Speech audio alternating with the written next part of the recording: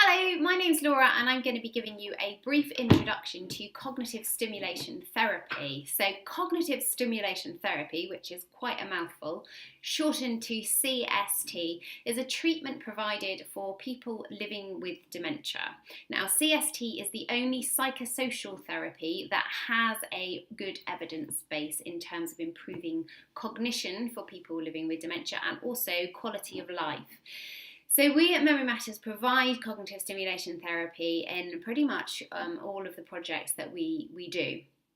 And we also provide training in CST. And I get asked a lot about what even is it? What is it that people are experiencing when they come along to a CST session? So I thought I'd just give you a quick overview of what that looks like. So cognitive stimulation therapy is a very structured group therapy. So we usually have 8 people in a group. We often say that the magic number is 6, but 8 is a good enough number to have in a group. Anything bigger than 8, then you start to have the group breaking off into little conversations, and it's a lot more difficult to facilitate that group discussion. The whole idea of cognitive stimulation therapy is to get people to think, to basically use it or lose it. So if you think about your brain as a forest of trees, and there's a fire roaring through the forest which is burning down the trees, then what cognitive stimulation therapy does in this analogy is plants the trees in front of the fire. So what we're trying to do is stimulate the neuroplasticity in your brain, so the growth of new neurons. And we do that by exploring conversation and discussion. I absolutely love CST and I champion it all the way because it's such a simple therapy and actually it's so much fun. Lots of people get CST mixed up with CBT, completely different thing. CST is a group therapy, it's for people living with dementia, and one of the key principles is that it has to be fun. So we do our very best to have fun. It's structured, it runs for 45 minutes to an hour, it's a structured session, and the beginning and the end is always the same. So we always do a welcome song, and the group usually, or they always, decide on the song in the first couple of sessions that will represent them, and that gives them complete ownership of their group. They also name their group as well, so we have some very interesting and funny group names that we have in all of our groups. So after they sing the song, which keys the brain into knowing what's going to happen next, we will do greetings.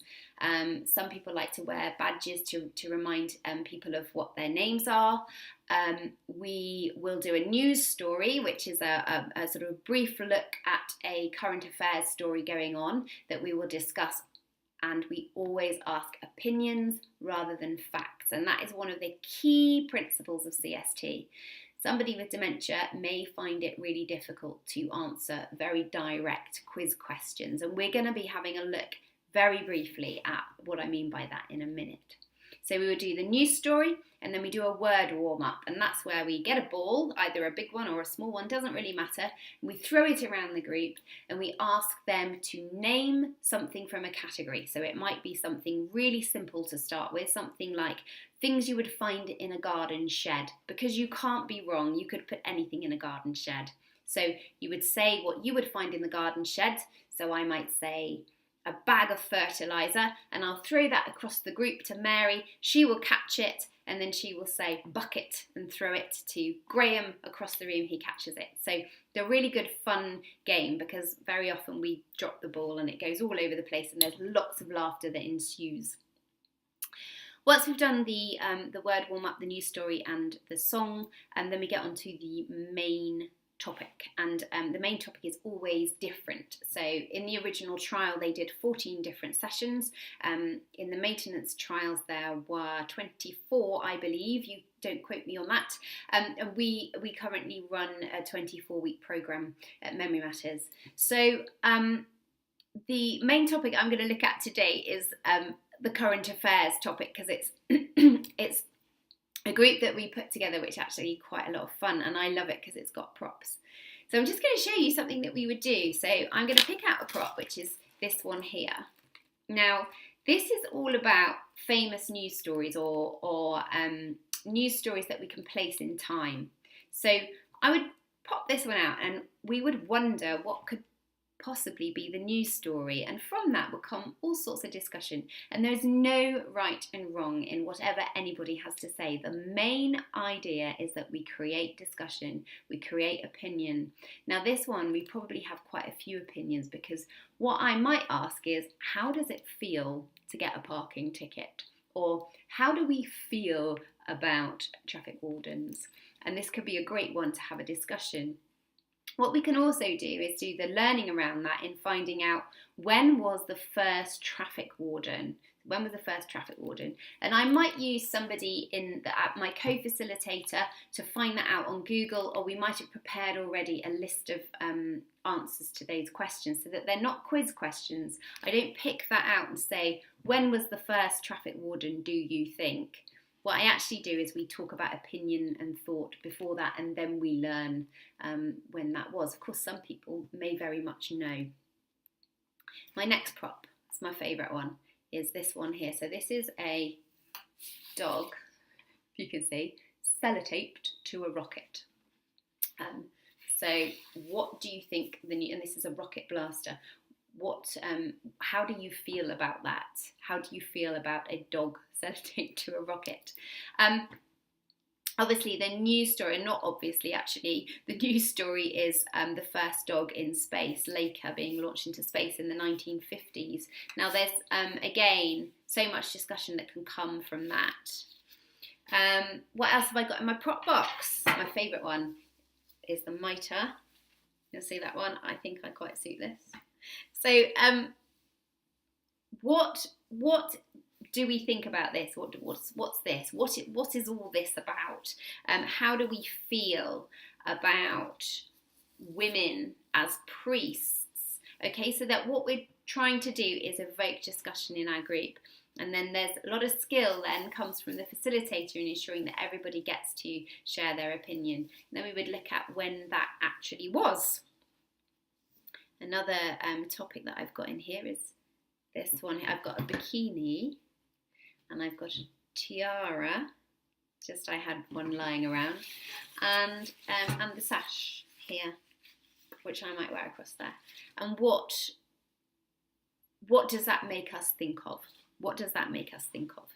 So when we're asking questions, it's not the obvious questions that we would probably ask given a box of props. I think we might be compelled to say, what is this news story? What is this? Do some naming, because I think that's really important. So what are you seeing is a good question. What can you see? But basically we want to be asking questions that evoke conversation, which aren't pushing somebody down the road of having to be right or having to get the right answer. So we always say, even simple things like asking somebody how they got here today may be a difficult question for somebody with memory difficulties. It's a conversation that, although it's very natural for us as humans because we do small talk, then they're really difficult questions to answer. So I always get the CST facilitators to think about how we word those questions. And my top tip for you is the I wonder questions, because the I wonder questions can have any answer you like. So I wonder what it would feel to wear this for a day, or I wonder what that is made of, or I wonder who would wear something like this. When we're wondering, we can't be wrong. There's loads more props in here. I've got the NHS lanyard, I've got Olympic medals, not real ones, and a brick. I'm going to let you wonder what all these news stories are. I've got climbing rope, you name it, I've got it in here. And the idea is to have as many props and things you can touch and feel as you possibly can, because that is how we get involved, by putting these things on, by touching them, by feeling them. If we can have things you can smell as well, which I don't think I do today. That's great. So using lots, we know that the brain works much better when we use as many of the senses as possible. And then, so Kate, let's just say that was your topic for the day, and then you would end the session in exactly the same way each week, which would be getting some feedback from the group on how they felt it went. And then we would say our farewells, and obviously we would finish marvellously with this song. We know that when you look at the brain under a scan and somebody is singing or hearing music, that the whole brain lights up. So we know that that's good for the brain. And that's what I always say to the people in the group, especially those who perhaps don't feel like they want to sing. I always find that after week 2 or 3, they're tapping their toes, and by week 4, everybody's singing and dancing.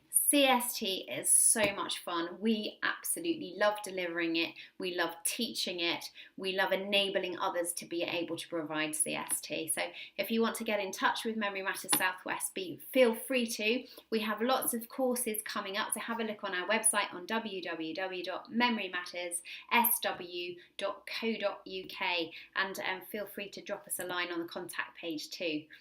Thank you for listening.